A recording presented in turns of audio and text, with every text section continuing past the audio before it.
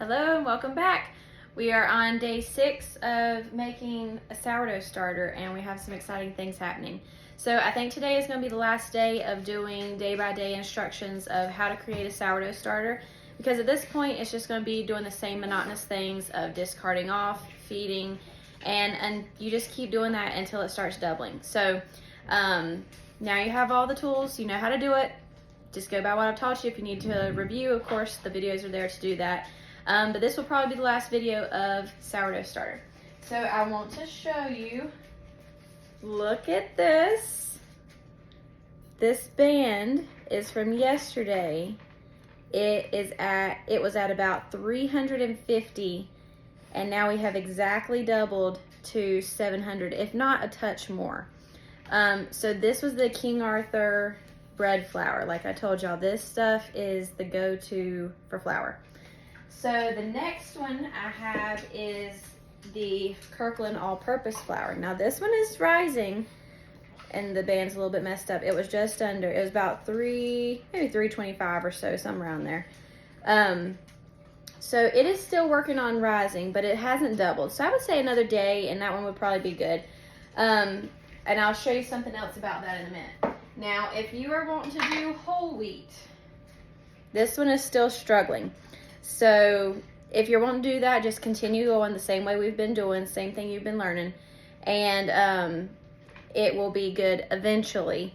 But you may need to add some extra protein. If you're wanting to do a whole wheat starter, I would recommend doing mostly a bread flour and then adding whole wheat to it instead of just whole wheat, because of this right here. It's a lot harder to do. It's not impossible, it's just harder. So I want to show you something else also. Okay, so I want to show you inside of these also, because this is a good lesson. So remember the other day when we had the starter, it was thicker. It was, the all-purpose flour in particular was thicker, but it had more like bubbles here and there. See how this is foamy all around? That means that this starter is hungry. Now we are feeding it once a day like we're supposed to. And also I wanted to note too that this did not start rising until later this afternoon. When I got up this morning into, closer to 1 o'clock today, like I would normally be feeding it, it was only about right here. But when we started cooking in the kitchen and getting things warmer, it started doubling. So now we know that our starter is ready to be fed again. This is about almost 5 o'clock in the afternoon.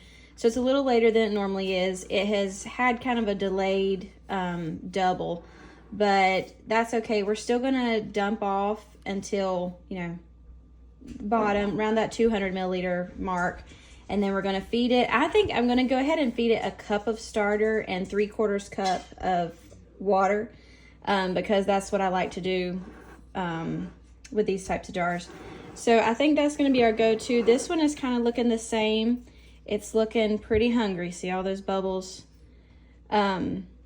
So we're gonna go ahead and do that. Now this wheat is just totally different.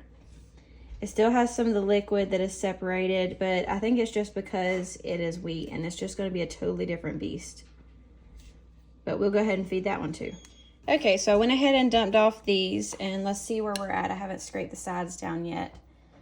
So we can go ahead and do that. Okay, still questionably high. I would say probably get it down to the 200 just so you have enough room to feed and for it to double, because we're probably going to be around 400 by the time it finishes, by the time I finish feeding it, and then for it to double. So if it does any more than doubling, we're going to be overflowing, but it'll be okay for this time. Okay, next one is the all-purpose flour, the Kirkland all-purpose flour.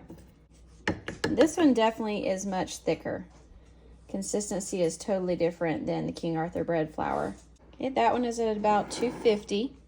And the last one is this crazy wheat one. I'm gonna scrape that one down. We don't know exactly how much is in there, but it's okay. We just guess. All right. Okay, so now let's go ahead and feed it. We see that it is very hungry and bubbly.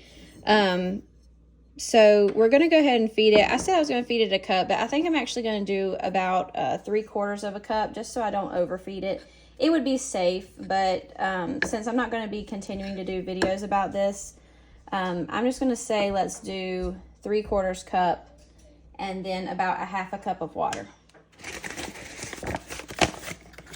So this is our bread flour. I'm going to do 3/4 cup into there.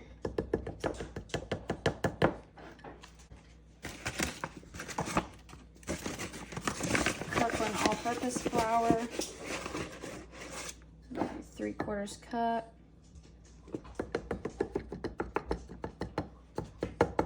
You can tell I'm making a mess with this wide mouth jar. So if you had anything smaller than this, you would really struggle to get it in there. Unless you do smaller measuring cups, then it could be okay. But you really need a wide mouth jar, or wide mouth whatever you're using. And this one, I'm going to go ahead and use the 1/2 cup for this one. Okay. All right, and same thing that we've been doing in the previous videos for water. So if I do about 3/4 cup of flour, then I want to do roughly 1/2 cup of water, just a little bit less. I'm actually just using my same 3/4 cup measuring cup and just doing a little bit less in it. All right, and then this last one is the wheat, and I've got my 1/2 cup and just did a little bit less in that one also. All right, so let's mix these up.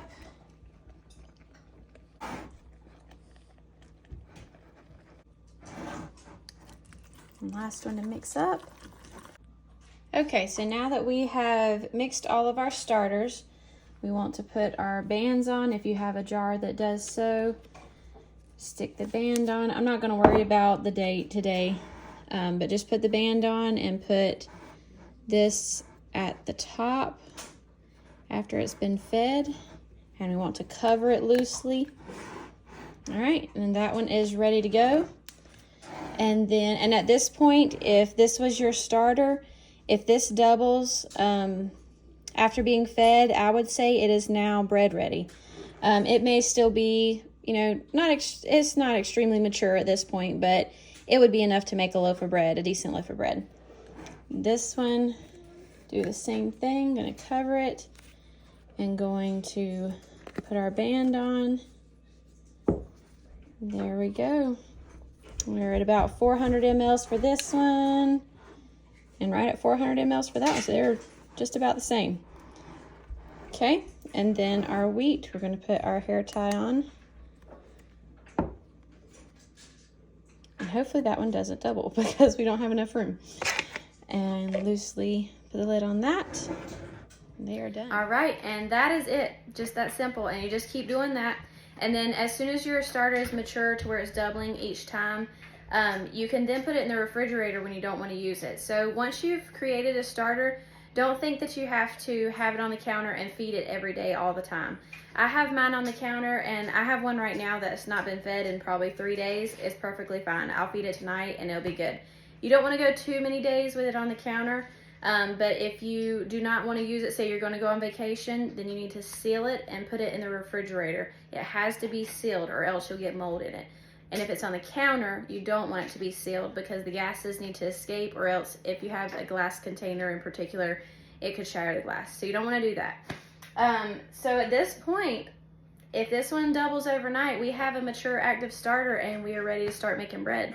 So in the next few videos, I'm going to start doing bread recipes and discussing how our starter goes to peak rise and falls. So continue following and we'll learn more.